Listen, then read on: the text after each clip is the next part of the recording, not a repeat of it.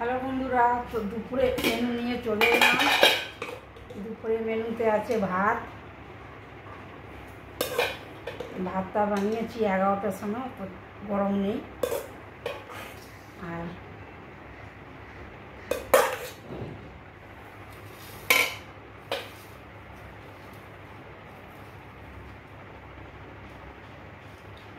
আছে শাক ভাজা, কলমি শাক ভাজা আছে,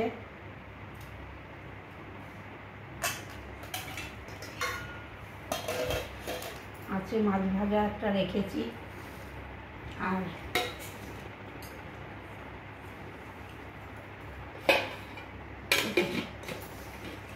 কাটাপোনা মাছের ঝোল করেছি আলু বেগুন দিয়ে, আর নামাবার সময় ধনে পাতা দিয়েছি।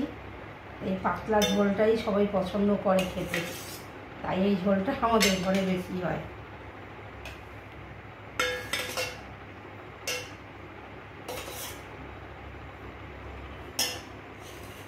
চলো খাওয়া দাওয়া করে নিই। আর ভিডিওটা যদি তোমাদের ভালো লাগে তাহলে লাইক একটা শেয়ার দিয়ে দিও।